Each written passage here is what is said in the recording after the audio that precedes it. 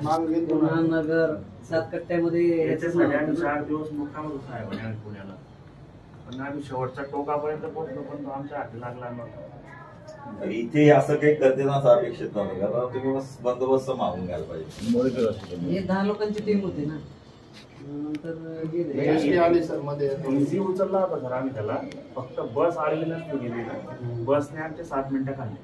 नाही आमचा बरोबर 4 मिनिटाचा प्लॅनिंग होता, 4 मिनिटाला नेला टाकून बरोबर आणू 7 मिनिटं गेल्यामुळे ते मॉप जमून गेला ते रस्त्यावर.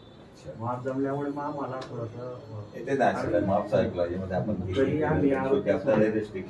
आरोपी तरी सोडला नाही आणला बाहेर आले तो आहे, पण आरोपीला म्हटलं ही टीम आरोपीचा आनंद तुम्ही त्याच्याबद्दल तुमचं अभिनंदनच आहे, पण ते कसं झालं कमी जास्त झालं असतं तर आपलं आरोपी सापडते ना, आरोपी जाऊन जाऊन कुठे जाते एवढं नाही की मागे पुढं होईल, पण एकदम एवढं रिस्क फॅक्टर घ्यायला आरोपी सापडत नाहीत हे गोष्ट मेन आहे. ते सगळे सारखे दिसतात आणि आम्ही इकडून चाललो, आपण लासूर 17 चुंचाळा वगैरे त्या साईडला गाड्या गेल्या की किती समजतं त्यांची बातमी सगळे लगेच कळवतात, ते लगेच फरार होतात. आम्हाला घ्यायला आलं की पहिले चेक करतात, अर्धा घंटा थांबवतात, पूर्ण हे घेतात काय मग पोलीस आले का नाही सगळं नेटवर्क अंमलवाडी त्यांच्याशी बसून त्यांनाही चर्चा करू की तुम्ही या इथं पडू नका. आणि 2 वर्ष झालं तिथले उपसरपंच सरपंच किंवा बाकीच्या तिथल्या लिडरला ते बोलते जाते मी कॉन्टॅक्ट करते, तिथे गेल्यानंतर ते 2 दिवसात देऊ 4 दिवसात देतो, पण आतापर्यंत एकही आरोपी नाही आमचा अजिबात विश्वास नाही. सर्वप्रथम जो हल्ला झाला त्याचा मी निषेध करतो. खरं तर कायदा आणि सुव्यवस्था राखण्यासाठी पोलीस डिपार्टमेंट सातत्याने आपल्याला मदत करत असतं आणि त्यांच्यामुळे शांतता आपल्याकडे नांदत असते. दुर्दैवाने उमरटी जे मध्य प्रदेशचं एक क्रिमिनल गाव झाल्यासारखं झालेलं आहे आणि मोठ्या प्रमाणात तिथनं वेपन जे म्हणतो आपण रिव्हॉल्वर वगैरे विक्री होत असते.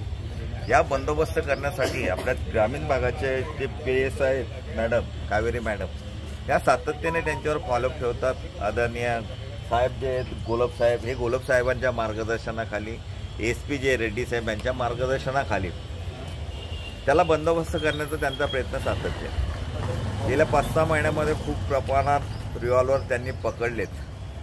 त्याच्यामुळं थोडंसं त्यांना वाईट वाटायला लागलं की आमच्या व्यवसायावरती यांनी गदा आणताय का काय म्हणून.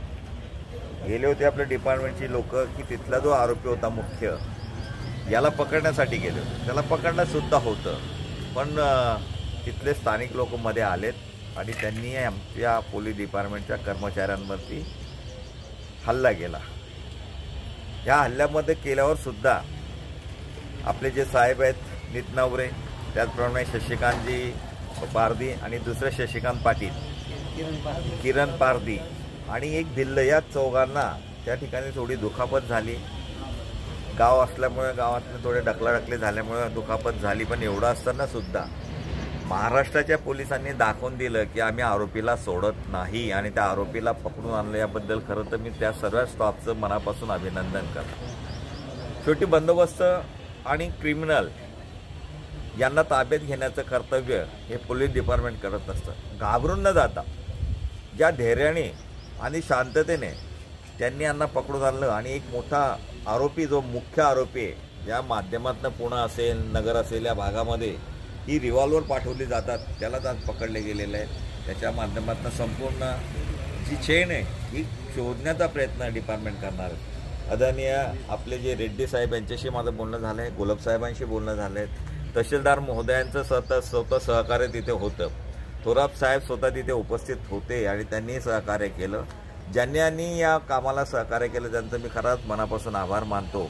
आणि विशेष करून ग्रामीण पोलीस स्टेशनच्या कावेरी मॅडम असतील किंवा नितनवरे साहेब असतील, पारधी असतील, पाटील असतील, या सर्वांचं शौर्याबद्दल खरं त्यांचं मी आभारच मानतो की त्यांनी चांगला शौर्य दाखवून त्या आरोपीला पकडून आणलेलं.